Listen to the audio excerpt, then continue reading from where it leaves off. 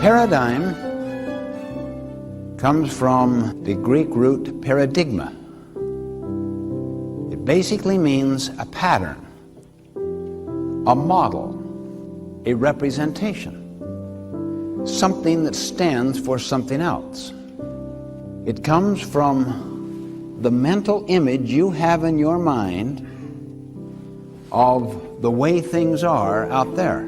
And the images we carry in our heads of the way things are, of reality, come basically from our own backgrounds, our own experiences.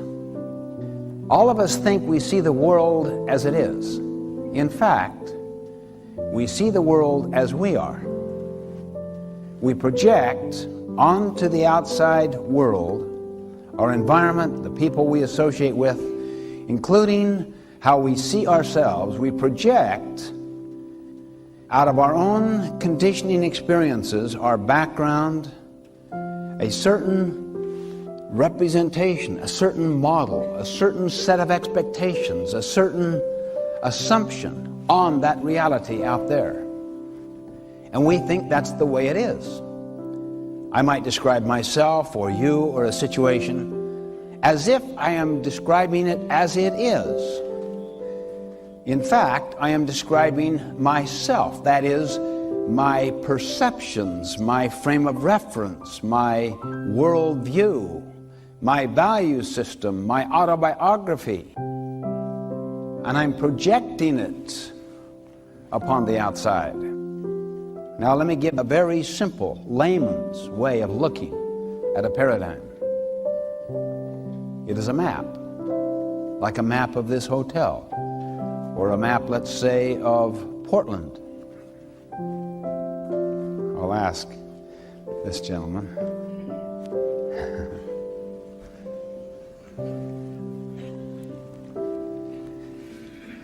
What would you do if you came here to Portland and you have no information at all about this place, and you were given a map where you rented the car, and it was a map of Seattle,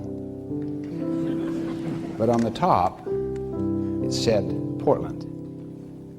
What would you do? So you don't know otherwise. You've never been here, you have no other source of information. I would hopefully ask for a little bit more direction than just what's on that map. Maybe have them start me out. Okay, the person at the desk said, "Sorry, sir, that's all we have, and it's late at night. Good luck to you. Here's the keys to your car. It's right across the street. It's in number 14. And if you'll follow this map, you'll be able to find this hotel that you want to get to." Okay, now just assume that you call your buddy here up on the phone, and he knows that you've got that map, and he says to you, what's your first name? Keith. Keith, try harder. You're tired. So now you double your speed. What's going to happen? I'm going to get nowhere twice as fast. You call him back in a state of total despair and discouragement, and you say to him, "I have never been so confused and so lost in my life, and I am following this map to the hilt. And I have doubled my speed. I'm lost twice as fast." He senses you're discouraged. You're really down. You're almost ready to give up. It's despairing. And he says to you, "Think positively." He gets you just jazzed right out of your gourd. I mean, he says, "You can do this thing, rise to the occasion. Do it."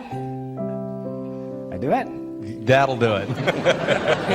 Now you don't even care you're lost, right? That's right. I'm happy lost. That's what a paradigm is. You see, a paradigm is the map you have in your mind.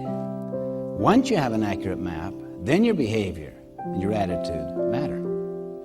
See, what we call maps are usually assumptions of the way things are. Assumptions of the way things are represent just, that's what reality is. You don't question that. I remember I was giving a speech a little while back, and there was someone on the front row just constantly talking to another person.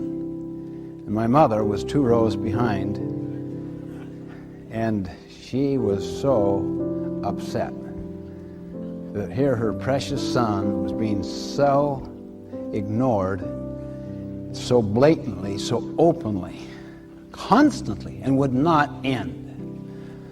From the very moment I began to the end of my speech, just constant talking. And it just totally discombobulated her own listening, and she felt like taking her purse and reaching 2 rows ahead.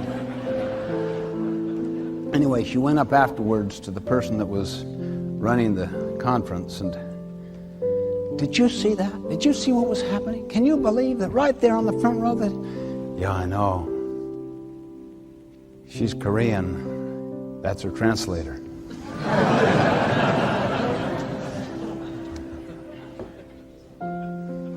I was on a subway,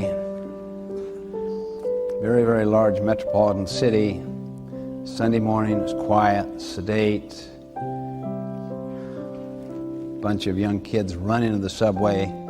Father follows. He sits near me. The kids just go crazy on that subway, running up and down, turning people's papers aside, just raucous and rude. I'm sitting there, oh, I can't believe this. He does nothing. I look at my attitude, see? Attitude, you try to control. But look what I could see. After a few minutes, attitude went into behavior. "Sir, do you think you could control your children a little? They're very upsetting to people." "Oh, yeah." He lifted his head as if to come to an awareness of what was happening. "Yeah. I don't know, I just guess I should. We just left the hospital. Their mother died just about an hour ago, and I guess they don't know how to take it, and frankly, I don't either." Imagine the paradigm shift that took place there. Imagine now what the attitude and the behavior would be based upon that paradigm. Can you see why paradigms are deeper than attitude or behavior? And you know, even though we're talking here in personal and interpersonal ways, the same thing takes place throughout our whole society.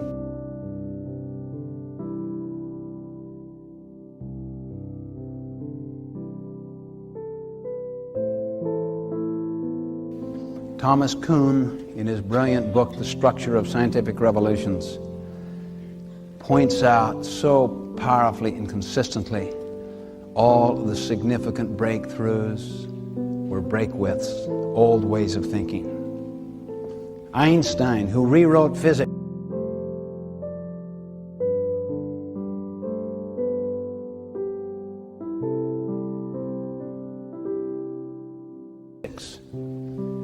he made this brilliant statement: "These significant problems we face cannot be solved at the same level of thinking we were at when we created them." You see, it causes us to be reflective and introspective, to explore our own paradigms.